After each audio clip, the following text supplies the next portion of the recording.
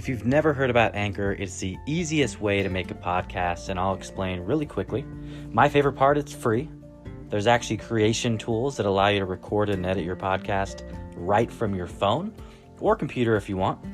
It will actually distribute your podcast so it can be heard on Spotify, Apple, and many more, and you can actually make money from it without any minimum numbers of listeners, and it's everything that you need to actually make a podcast in one place. So do this, download the free Anchor app or go to anchor.fm to get started.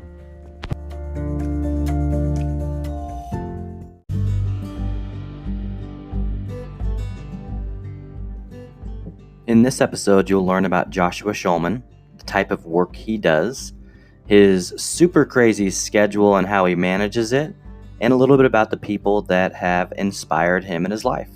So I hope you enjoy it, and I'll talk to you here soon. Hello, everyone, and welcome to the Blaze Your Own Trail podcast. This is your host, Jordan Mendoza, and I've got a very special guest with me. His name is Joshua Schulman, and I'm actually going to have him dive in and just give us a quick intro into who he is and what he does. Hey, how are you, Jordan? It's great to see you. Well, it's interesting. I do a lot of very interesting things. I've been doing this for a while, and people always say, Josh, you're like a jack of all trades. You're like this modern jack of all trades. And I said, well, after 30 years, I've been able to aggregate all the interesting things I've been doing over years as a sales trainer, sales manager, as a public speaker, as a coach, as an acting coach, as a chess player, as a poker player, all these unique things. And of course, teaching business English and combining them in a very interesting way, which actually creates a lot of synergy. So I have these courses, I do these programs. They're 8-week courses, and I also have a 24 track, and even people sign up for a whole year for 48 weeks. Even some people need vacations, right? So we make it 48 weeks, and it's once a week. But the 8 weeks, we go everything about public speaking and presentation skills and entrepreneurism, how to sell yourself, how to understand the selling process, right? From prospecting all the way to close. And then also, of course, business English, and not just my engineers and folks that I work with English as a second language, Chinese, Indian, Russian, Vietnamese, but folks who are native speakers who maybe after 5th grade really wasn't paying attention as much with their idioms and their vocabulary and their prepositions and their definite and indefinite articles and plurals and pronouns. And so those things are key. And then, of course, the public speaking and presenting, right? Everybody has to do that regularly. If you're good at what you do, Jordan, you're going to be asked to speak to a large group, I guarantee you. And if you're really good, they're going to ask you what's your rate, right? Your speaking rate. And so it's very important. So I like to break it down systemically: eye contact, gestures, vocal variety, delivery, humor, how to implement humor effectively. I was a comedian for years. As a comic, you got to make them laugh every 3 lines. But as a speaker, you don't. You got to make them think every 3 lines.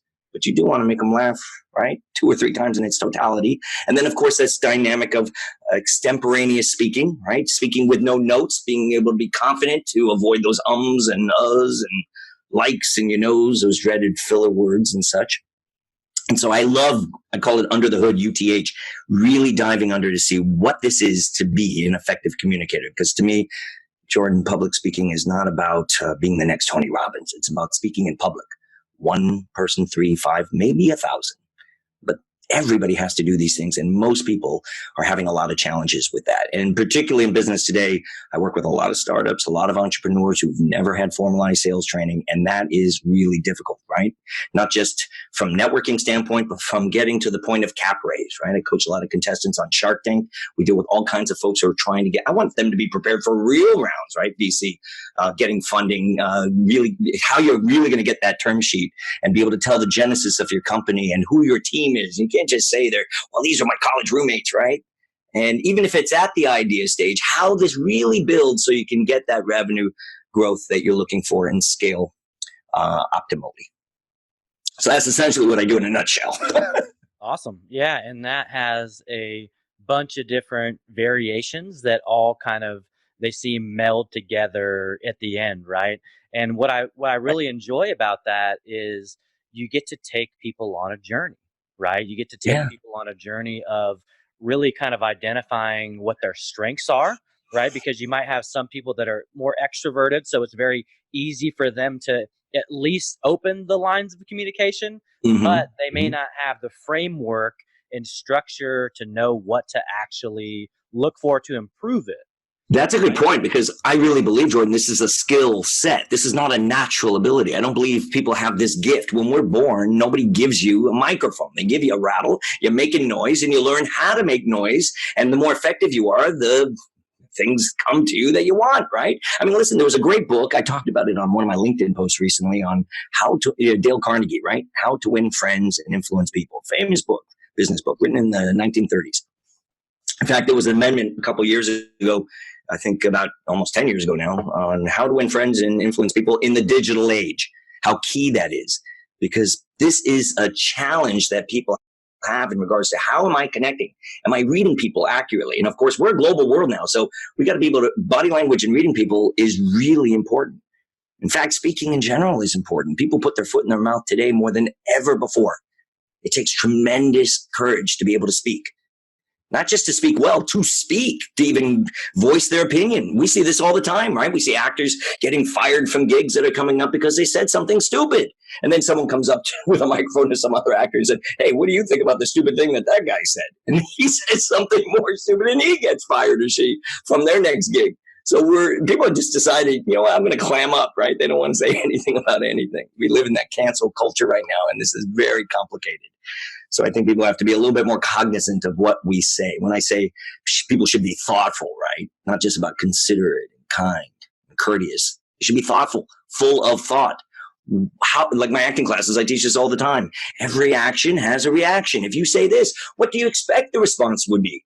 Which is why I like the strategy and the tactics, by the way, of chess and poker, because those things you learn and you really understand. If I do this, my opponent will do that.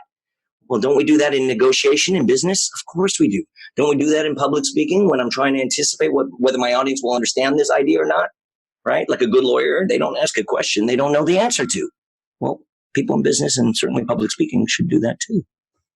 Absolutely. And, I think it's very, very clear, at least for me, and you can touch on this, but for me, it's very easy to identify somebody that's a not only a good speaker, but that can kind of work the room and keep the audience engaged.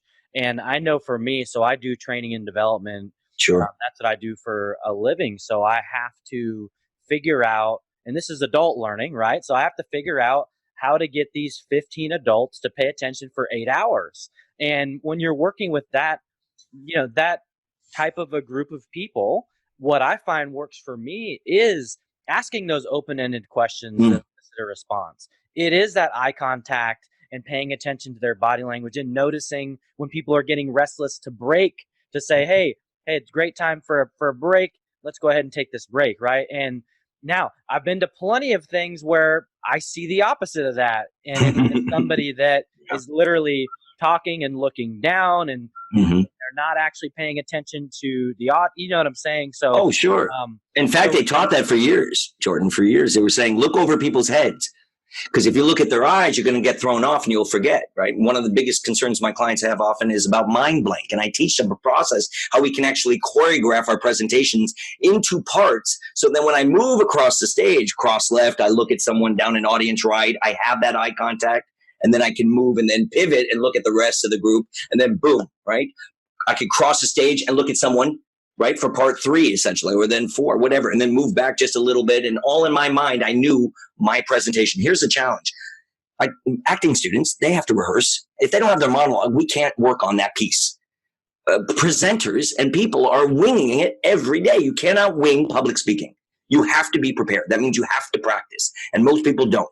I work with many folks, of course, lawyers, doctors, MBAs. I mean, so that tells me in medical school, law school, and MBA programs, they're not teaching them how to engage. They're teaching them what to talk about. That's great. And they're all becoming experts. But then they're losing on the engagement side, right? A doctor has to share his finding on his research, but he better get funding. And this is where I think people lose that idea about how we can be more effective. And it's a real concern from that standpoint.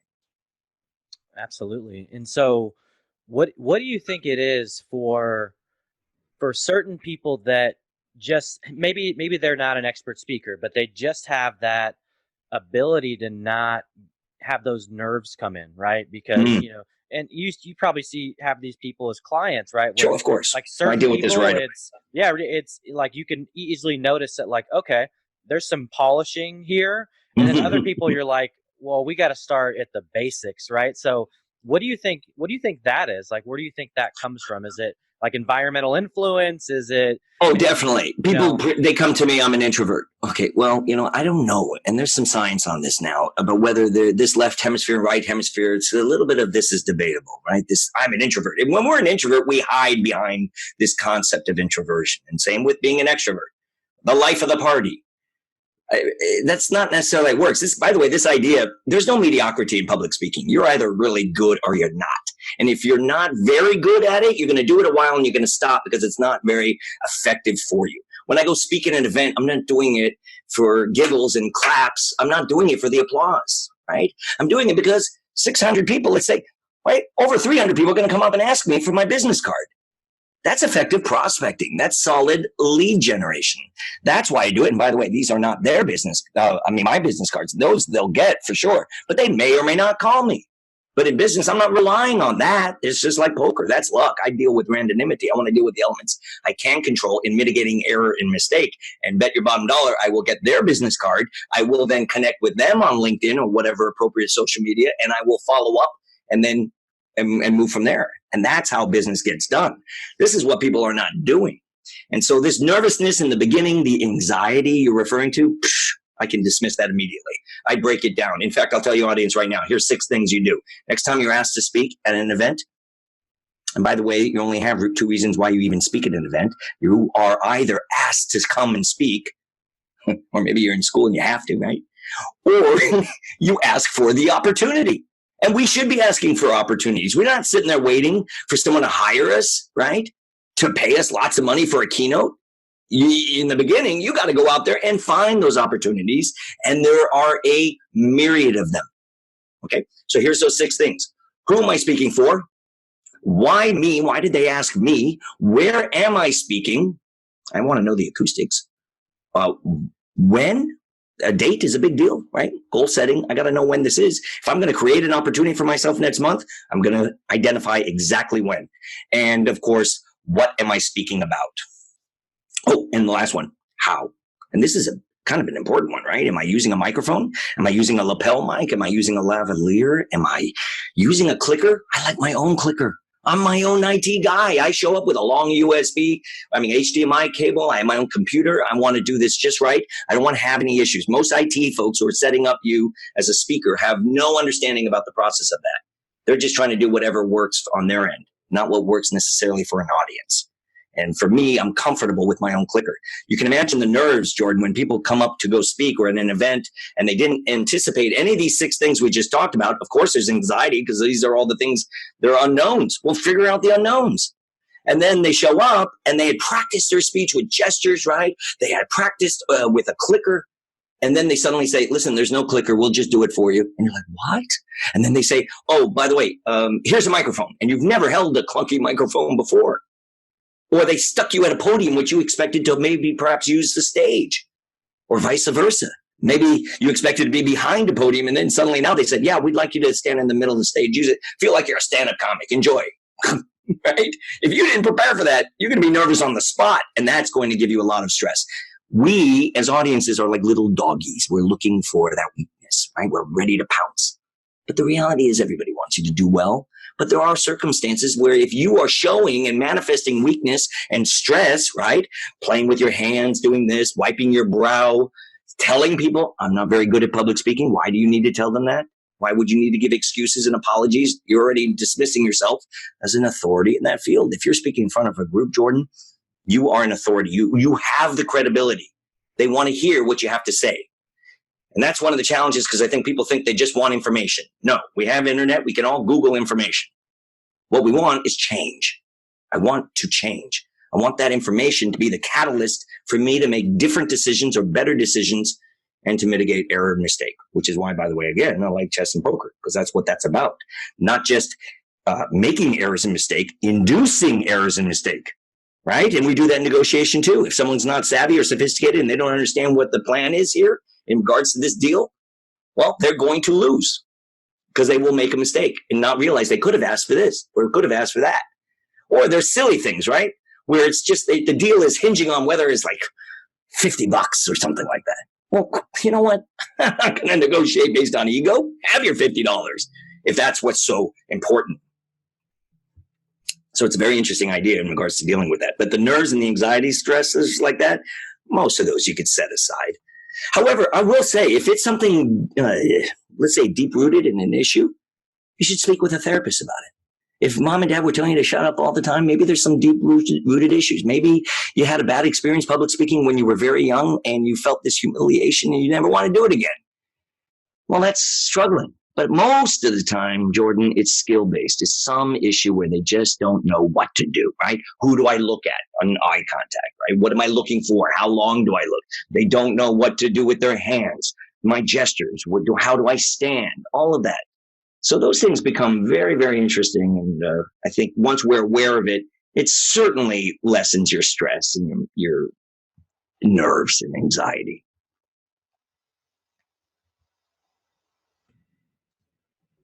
That is awesome. And I think those are some really, really great tips, those 6 tips for the audience to have. And so, let's jump back to you as a kid. Were you always a super outgoing kid? Were you always that kid that, people just knew you were going to be up to something, whether it was like maybe you did a lemonade stand or, what kind of kid were you?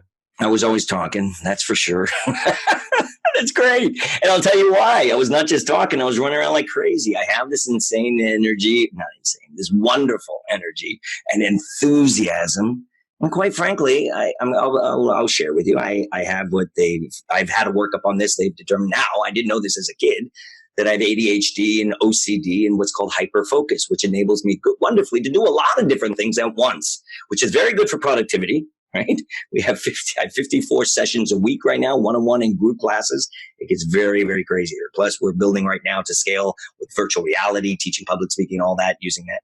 But as a kid, I wanted to be an actor. That's what I was training for as a young person. I did a lot of commercials and television as I became a young adult.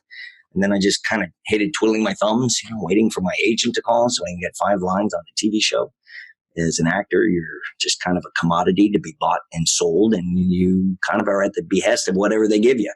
It's not the wonderful plays and all the stuff that I starred in high school and college and the shows you may do in plays. And I had a Shakespeare company even after college. That's all wonderful, but you don't make any money really from those kinds of things. Though for me, by the way, that whole Shakespeare company was an entrepreneurial effort, which is kind of fun. That's a whole nother conversation. But it was always in my blood. And I think as an actor, I was I didn't want to be a commodity to be just bought and sold. I found myself as an entrepreneur. So someone asked me recently, Jordan, they said, do you miss acting? And I said, well, you know what? I just did a keynote at Disney Hall for 1,000 insurance lawyers and paid pretty well. I said, find me an acting gig that does that. So there is this kind of unique framework of how I'm using it. I am absolutely acting. I get up there, put me in front of a crowd, and I love it, right? It is a performance piece. That being said, and I've won a lot of crazy speech contests, with Toastmasters over the years. In fact, in even, 2006, I came in 3rd in the regionals for the World Championship of Public Speaking. All that said, people would say things like, well, you know why he wins all the time? He's an actor. Really? Because in my acting theater company, they would have me come do the curtain speech. Get Josh, he's a Toastmaster. So here I am, I'm in this no man's land. And an actor has a 4th wall, as you may know, a darkened theater. You have a script. You just talk to your fellow actors. As a performer, as a public speaker, you're presenting to the audience. These are your ideas, your thoughts, your words, your connection, and you're held responsible for everything you say. So it's a very disparate skill set. The performance value, sure. I teach constructive speech and how to organize your presentation. And there's this idea, the old Navy way. You tell them what you're going to talk about. You tell them and you tell them what you told them. Okay, fine. Well, I say, let's be like Quentin Tarantino and take the ending, Jordan, and move it to the beginning. And boom, now you have a fresh approach. And it's a very interesting hook and a way to get people's attention. Because I believe that's the way you should start a speech, is with a hook, not with a long story yet, because you don't have that much time to get their attention, right? A long story or a joke, even, you're going to got a couple minutes before you get to your twist or your moral or your punchline. But a hook, like a good quote or a statistic or a factoid. Here's a good factoid. Do you know there's more people alive today, Jordan, than have ever lived? Whatever. right? A word, the etymology of a word, or another one could be a question. You pose it a question to the audience. How many of you folks have, right? And you kind of go from there. It takes the temperature and gets you started and gets people interested in what you're going to say next. There's nothing more palatable and exciting than that first moment when you stand at the microphone. That anticipation is so exciting. Your audience wants to know, what are they going to say next? And you actually have 15 seconds, not as quick as we do when we meet people, to make an impression as a speaker. This is interesting. When you meet people, we heard when we were kids, right? Parents would say you never get a second chance to make a first impression. But when you're doing public speaking, you actually have longer, 15 seconds, because we want to see, what are they going to do? What's going to happen? And so it's a very interesting idea. All of this, by the way, is a systemic skill thing. That's why my engineers love this, right? Silicon Valley, I work with quite a few of these folks. Right? By the way, in many companies and startups, there's the guy who created everything and coded it and built it, and then he's got to get himself a face man or face woman, right? Wozniak did that with Steve Jobs. And there's a zillion counts of this, and we see it all the time. 2 or 3 people as kind of building a business together, and that's how that kind of grows and develops. And the reality is everybody should be doing this. And if you're passionate about what you do and you love it, people are going to want to hear it. And that's a key thing. Well, and I think it really shows. I mean, it sounds like from the moment you stop talking, you haven't stopped yet. Right. And that energy, right. That energy that you talked about is actually, you're taking that, adding that to your skill set, and you're living that passion, right? And, I come across a lot of people and they're unhappy, and the first thing I asked them is I said, why are you unhappy, first of all? And why aren't you doing something that makes you happy? Right. I think it's such an interesting thing when you have. Well, that's true, Jordan, but people have bills to pay. They have obligations and responsibilities. And yes, many people get caught in a 40-hour work week behind a cubicle for 40 years. And the fact of the matter is most people have an association with a Sunday and a Monday and a Friday, for instance. And it's dreadful. It is. We are told if you do what you love, you'll never work a day in your life. Well, you know what? It takes some time sometimes to be able to create that. It's not so simple. When we come out of college, we presume we're going to do what we majored in. Well, that's not how life works. In fact, most people not only have 5 jobs, they have 5 careers, they say, in your lifetime.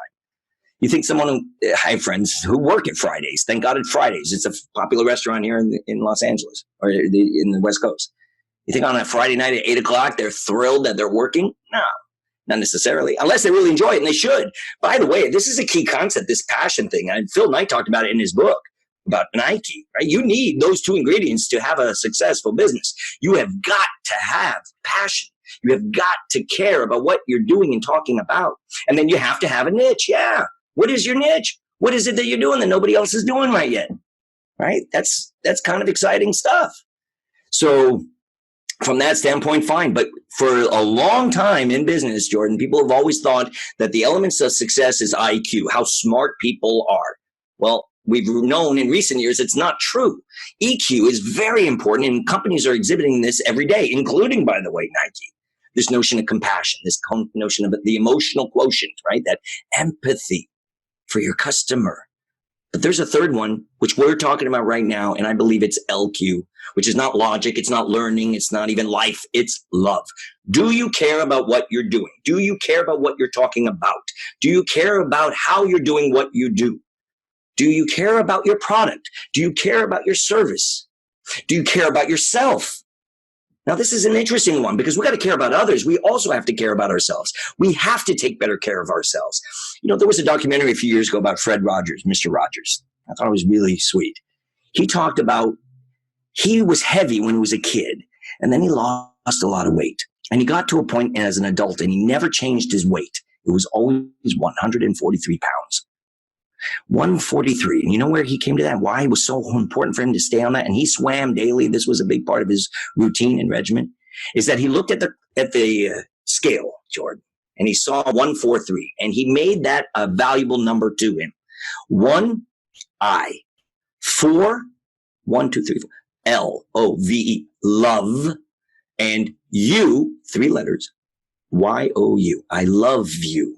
I love you. So he loves himself. He's looking at him saying, right, we hear about this in people on a plane. If you put the gas mask on you before your children.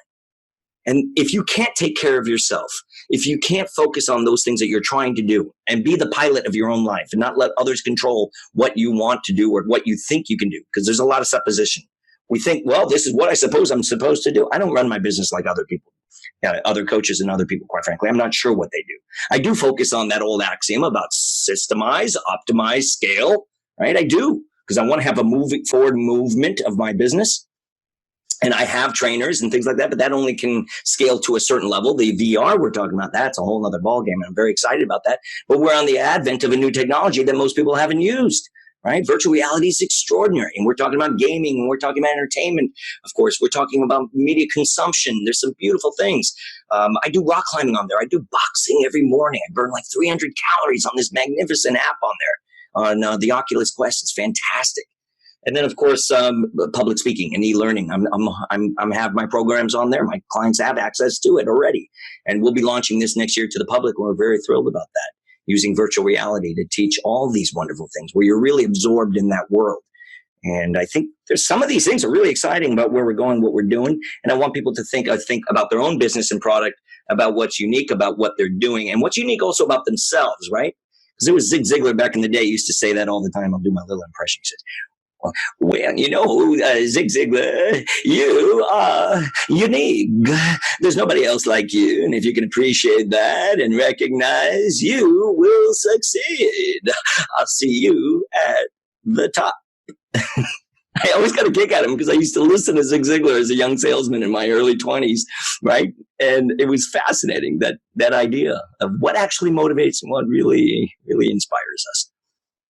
Yeah, and it's very easy to see when people are inspired by what they do. It's almost like they just have this aura about them, right? When you interact with them, when you talk with them. And that's something that I work on when I do sales training. Is it's very easy for me to see why someone isn't successful. And I think you hit on it a second ago. You've got to be confident in your product and your service, because when you're not, it is super easy to see that. Like, people can almost smell it. Like, it's almost like a scent when you're not confident about what you're selling or what you're talking about, right? When you're not a confident speaker, if you're looking at the ground. I notice in certain people, I mean, even people that are in the C-suite, I see them, and just the timidness. And I'm like, man, like, I think this is something you should probably focus on. Sure, and they don't do it. CEOs don't hire me. Their assistants call me and say, will you work with my boss? Because he's struggling. He's diluting our brand, or they're not very effective up there. Nobody's coming to speak to them after, right? Because just being successful or wealthy doesn't give us confidence. In fact, it's funny you mentioned that word, Jordan, because that word is a through line between every single client and every single product and service that I have. They all tell me, Joshua, I want to be more confident. Confidence, if you take it, is really the ability to replicate an experience and build something sustainable. I was talking to one of my realtors the other day, salesperson. She was struggling. She said, I got to go do a listing today. I said, you got to do a listing. If your mindset was, I'm going to do a listing and you're going to close it, because that's what you do, and you do 2, 3, 4 a day, and you're closing 4 or 5 houses a month, and you're doing, let's say, averaging 30 here in Los Angeles, right? $30,000 for that house. Well, guess what? You're making some bank. Why are you complaining, right? When I go speak at an event, I know I'm going to get business because people will come up and ask me for my business card. That's effective. That will give you the confidence, and it has to be real because, Jordan, we're living in a very strange world. We got a lot of young guns here, right? They're all out there faking it till they make it. They're acting as if Instagram's giving all kinds of opportunity to stand in front of a Lambo that's not even theirs. Doesn't matter. We're respecting and appreciating all these great success stories of people about what they buy instead of what they do. When a young guy or gal sells, particularly there was a young guy who asked me, he said, Josh, I want to buy a new car. And I love cars. And I said, really? Cool. What do you want to get? And he was telling me, I said, that's an expensive car. He said, well, it's for the girls. I said, no, it's not. The girl's going to want the car, not you, man. Why don't you build you? Build you. She's going to want you. It changes. I think that goes back to the I love you, not what this car represents. And this, people do this all the time. They buy a fancy watch, they buy a fancy car, they buy a fancy home to prove to the world and society, I have arrived. Arrived where? You arrived the day you were born. And you don't need that. And it's not essential to constantly be in proving mode. And this is a big challenge. A lot of the young millennials I'm working with are coming out of college, 2 months, 3 months, 6 months, can't get a job. And I don't want them to just get a job, Jordan. I want them to get the job, and not just get the job. I want them to get promoted within 10 months, because they're going to present this kind of initiative to that hiring person that this is someone with potential. You're not bringing 30 years of experience to your job. You are bringing that idea that I have, as Sheryl Sandberg said, lean in. I'm going to start on Monday, that kind of thing. And this is really key, because all of these elements are essential, and people do not know how to sell themselves, let alone a product or service.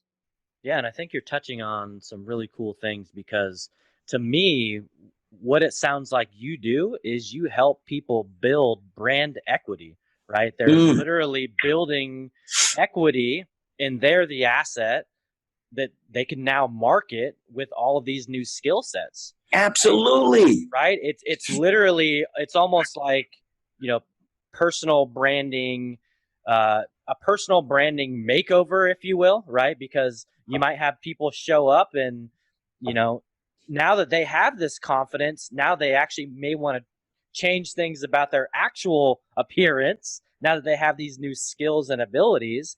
And that even generates more equity into their brand. So what are your thoughts on that? Well, that's interesting, because I think this notion of brand is becoming a little bit strange, where it becomes more about the brand and the essence, as opposed to the reality.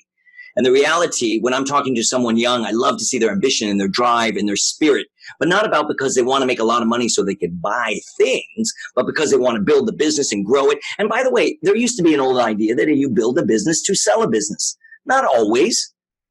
Right? I mean, I look at my work as really it's not just my livelihood, it's my retirement plan. Someone said, well, what are you going to do when you're 82? Because I'm 52 now. I said, you know what? I'll lean back. And if I need to sit down a little bit while I'm doing my classes, fine. All right, maybe I won't do 10 or 12 a day. Maybe I'll do a few. Maybe I'll do more seminars or speaking around the world. I don't know. But I'm not doing it because I want to be the next Tony Robbins. I don't have an aspiration for that. I don't have an ambition for that.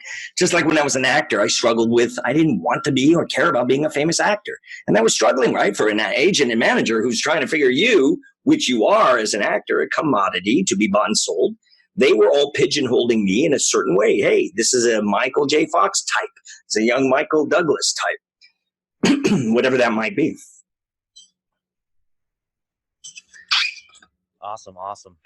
And so what I really want to get into next is, we talked about this a little bit off air, is you've got a very, very unique origin story. And, so give the audience a little bit of context into, some of the things that your ancestors went through, because I think it's powerful for people to hear these stories, and these types of things aren't talked about, to me, often enough. So I would love to hear for the audience just a little bit about the story. Okay, sure. Well, I grew up in Hollywood. I even went to Hollywood High School and all of that, and then grew up here in LA. But my mother had a very interesting experience as a child, and I tell this story when I do presentations, but I don't tell it as my mother. And I'm not going to go through the whole format how I do it. But it's a very interesting kind of story, because my mother was hidden as a child during the war in a Catholic orphanage, and my uncle as well in a boys' school. And that's how they hid during the war. It's really unbelievable. So it gives you a real sense of kind of intrigue, and they came to the United States in 1949. My mom wanted to be a doctor. Not so easy, right, for women in the 1940s and 50s. She went to nursing school. She went to Bellevue, became a nurse. And my uncle wanted to be an engineer. He went to MIT, became an engineer. And then he worked at IBM for 30 years, had an illustrious career in the advent era of the computer. But interestingly, my mother went back to Germany in 1959 as a first lieutenant in the U.S. Army Nurse Corps as a military officer. Really extraordinary.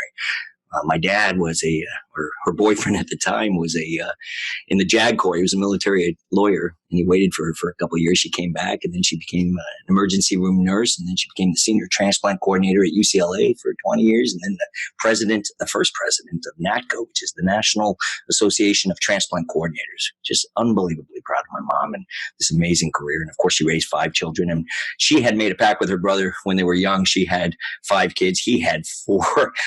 So she had 4 daughters. He had 4 daughters, and I was the only boy of all these 9 grandkids. So it's kind of an interesting circumstance, and My mom is just amazing, still with us today at 82, and just a force, just an incredible inspiration. And my grandmother too, she used to say to me, Tatala. And Tatala is a term of endearment in Yiddish. It means sweet boy. She'd say, with Tatala, they could take everything away from you. They could take away your home. They could take away your business, but they could never take away your soul and your ability to start again. That's powerful. That meant something to me. So when I go speak, and I speak to a lot of audiences that are Chinese audiences, in Korean or Hispanic or in the inner city, all different areas, different circumstances, African American, what have you. And people might make presumption, who's this guy up there, right? This white, middle-aged, straight guy going to tell me about adversity and challenge or whatever the circumstance. And then they hear me and they see not only my empathy, certainly my concern about what's going on in this crazy world, but they appreciate that I'm not what they presumed about things. And I don't think we should make presumption about anyone. But the element of communication, that's why this is so important, because it should be for everyone.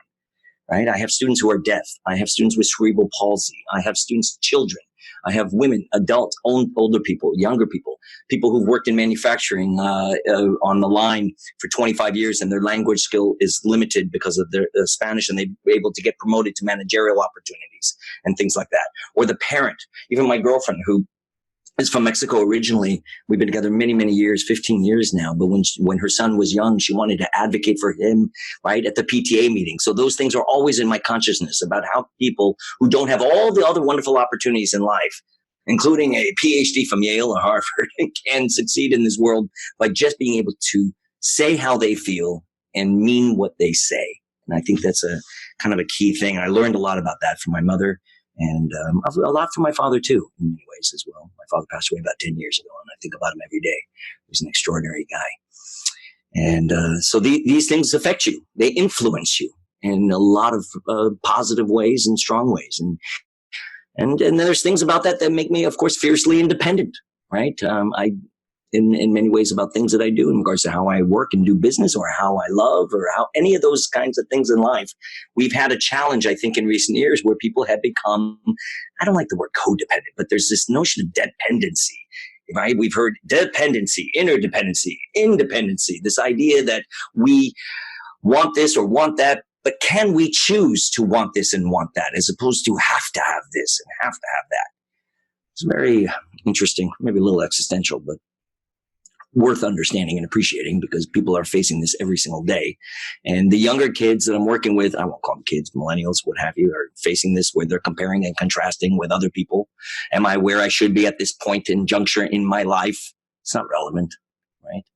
So in the long run, it's just not relevant. Yeah. No, and I love origin stories, because I'm really, really big into context, right? When you can have some context into who somebody is, and you can learn not just about them, but about the ones that kind of laid those tracks for them. That means something. That means a lot, because vulnerability is a strength, in my opinion. When you can be vulnerable. I mean, you look at your mom, and what an amazing. I mean, she had to literally be locked in a cupboard, like hiding, and then to have the illustrious career that she did, going from serving our country into transplant coordinator, and then being the president of one. I mean, it's just phenomenal. Well, you know what? As a child, it's interesting. She wasn't actually hidden that way. She was hidden in the open world of the orphanage, because she had blonde hair and blue eyes and did not look stereotypically Jewish. That's what's really interesting. Yes. I mean, there's this whole dynamic that she's right there in plain sight. It's fascinating. By the way, vulnerability is a key thing. I've always been vulnerable. I was the shortest kid growing up, right? I was getting beaten up in junior high school and all this nonsense, locked into the PE locker rooms and in the lockers for periods on end. So crazy, silly things, right? But my father, one day when I came up to him and I approached him about this, I said, this is tough, because in school the kids are teasing me. Shrimp, French fry, all this nonsense. He says, yeah. He said, well, are you? Should I go get the fryer at like a McDonald's? You made it. You got to put it in perspective. He said, come here, kiddo. And he showed me, it's like bills and all the things going on in his adult world. And he said, these are problems. This is what you're going to face in life. You can't control that. What can you control? And it became a very interesting spirit for me. By the way, and I've had a lot of crazy physical vulnerabilities in my life. I've broken 13 bones in my life, bouncing off the walls as a kid with my ADHD, right? As an adult, in just recent years, I've had cancer, Hodgkin's lymphoma, 6.5 years in remission, which I'm excited about. That was an extraordinary journey. In fact, I did my chemo on Friday so I could be back to work on Monday, because I really strongly believe, Jordan, if I don't mind, it doesn't matter. If it doesn't matter, I don't mind. And that became kind of my mantra. Got me through all the way to radiation and the whole process, and then now through my remission. And then not even long after that, as I'm speaking around the country at different events and for companies, suddenly then one of my clients is a trampoline company, and we're in New York for the big toy fair. I hired these Olympians. We had a great showing for this really innovative trampoline, and I got to get up there and showcase it. Some guy asked me, can I do that? I have bad knees. And Jordan, I said, sure. Listen, I tore my ACL 10 years ago playing racquetball. I'll show you. I get up there, man. I slip off my shoes. I start jumping. I land straight leg and obliterate my knee. Now, I had 2 shows to do a day for 4 days for 2,000 people. This is the first day before the first presentation.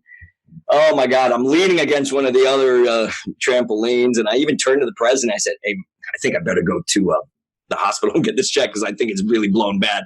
Well, the Olympians taped me up with K-tape, kinesthetic tape, and he says to me, he said, "Oh, Mike, you can't leave me stranded like this. You can do this. You do that public speaking very well. Come on, Mike, buck up."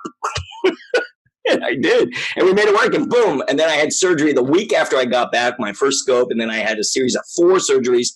And then in the last 3.5 years, I've had 4 surgeries, 5 total now. And this is a total knee replacement. And this is all after my cancer nonsense. It's like I never felt like I was catching a break. So there's a lot of things that are very interesting that might hold us back, or can hold anybody back. And I've seen some powerful, very fierce role models in my life, who are in my own life. And then, of course, there's other people too. But sometimes we're putting it too much, those role models, on just the knowns. There's all the unknowns, right? Our family and friends and people we've read about, maybe in the history books that are long ago, can be extraordinary role models. They don't have to be who the current celebrity is, or current, famous person here, there, or around it might be. Yeah, no, and I'm a firm believer in that, because, the person that inspires me the most is also my mom. She was, so my grandmother in 1957 was raped in Los Angeles, California. And my mom was born in January of 1958 with 1 lung. And she lived her life. The doctors said back then in the 50s, they're like, well, you probably won't live to be 18. You definitely won't be able to have any kids. And she ended up having 5 boys and lived to 54 years old on 1 lung. And so, when I look at my life, and I'm a kid that in 4th grade got stung by 53 bees at 19. Oh my gosh. I got in a car accident. We flipped 3 times at 70, and I had 52 staples in my legs. And I still, to this day, because of all the strength that I saw her have when she was alive, I still don't believe I've faced adversity yet. I don't. Because I didn't live 54 years with 1 lung. I mean, I couldn't even imagine. Like, sometimes I complain about breathing with 2 lungs, right? And so when you you said it right, hit it right on the head. Perspective is everything. Yeah. And sometimes it's presumed perspective, right? I mean, we just think, well, I guess I'm supposed to look at it this way, One of my deaf students, he's just a brilliant young man he's going to be a trainer for me. Actually, he's magnificent, and his identity is not being deaf, and nor is mine as being cancer boy. But it's interesting because we talk about those things, that it's okay. He was talking in one of his Instagram videos recently that it's okay to cry, that it's all right to share that, because for many, particularly my generation or before, certainly, crying was showing his weakness. And I think emotion is a very powerful thing, and it affects people in different ways. And we look for strength, and strength is not always that you hold back your emotion or hold back those tears, but also that we learn from those, right? And that we grow from them and we build on those. What's that old thing? If it doesn't kill you, it makes you stronger. And there's truth to that. And there's a lot of power in regards to feeling that this is my life, these are my choices. What do I want to do? And not to presume I want this because that person did it. People say to me all the time, Josh, I want to do what you're doing. I said, great, you should. But I'll tell you something. This came about after 30 years, my friend, of layoffs and restructures and acquisitions and struggles. And then, of course, years of real difficult financial pain and injuries and health problems or this, that, and the other. And at a certain point, people think when we go work for a company, and I get a lot of wonderful opportunities, they say, here's this great salary and health insurance. And you start to feel, and I have in the past, take me to your leader. Instead of, wait a minute, I got a good product, I got a good service, I think could really scale. Well, you know what? I'm going to make enough money, I'm going to pay for my own darn health insurance, and I can't go without health insurance, right? I just can't right now. And I have a lot of friends who don't pay for health insurance because they're just trying to get through in their lives. And it's very expensive.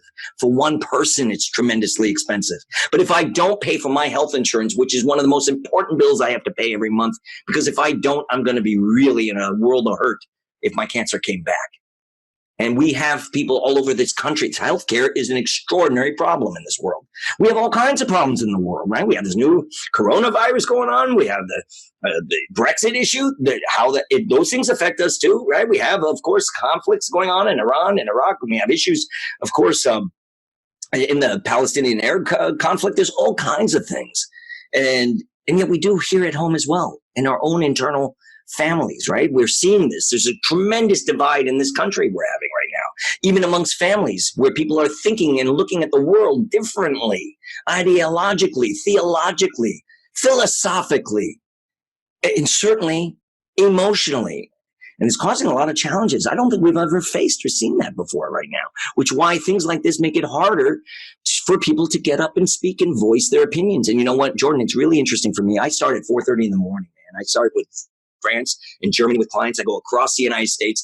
I have students almost every area of the United States of America. And then by evening, I'm in Dubai and China and India. So I'm talking to some very diverse groups around the country and around the world. And it's fascinating to hear what people's insight or understanding and how well or not well informed people are about what's going on, what's transpiring, and what they can do. Because if you're working all day and if you're a single mom supporting 2 kids, you really don't have a lot of time to be following and watching the news at the end of the day about some of the nonsense that's going on where we feel our leaderships in any regard are almost acting like children. Yeah, and it is definitely a very interesting time out there, and it's one of those things. I'll just be honest. I don't actually watch the news. The news that I see comes on whatever feed that's installed on my phone, right? And so I'll get those updates. But I'm just one of those people that I try to surround myself with positivity. And there's just not a whole lot of things that are positive right now. If you look at that doesn't sell, right? The headlines, And that doesn't make it interesting as a grab over there on social media. Absolutely not. Yeah. So listen, this has been amazing. This has been super valuable for the audience. And before we actually end the session here, I want you just to give people, where can they find Joshua Schulman? What are the best places to locate you? There's probably people listening that are like, you know what? I'm in that place in my career where I want to advance and I need to become a better speaker, or I need to be able to lose that fear that we've talked about during this episode. I need to be able to feel more confident. So how can people get a hold of you?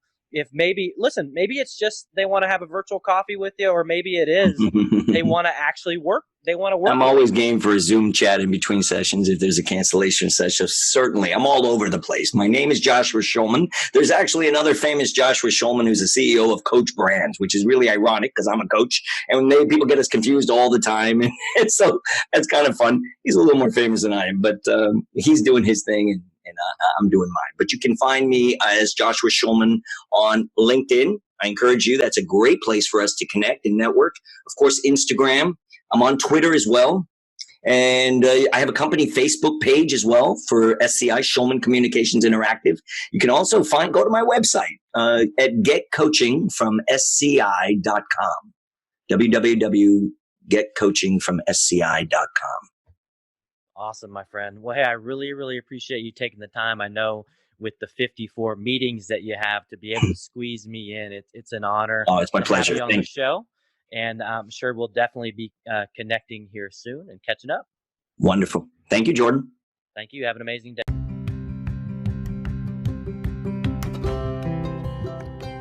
Hey, everybody. Thank you so much for listening to that episode with Joshua Schulman. What a work ethic the guy has. I mean, 54 meetings a week globally. If you enjoyed it, please make sure that you rate it, you subscribe, you share it, and you follow it depending on the platform. I really, really appreciate all of your support, and I cannot wait to share the next episode with you soon.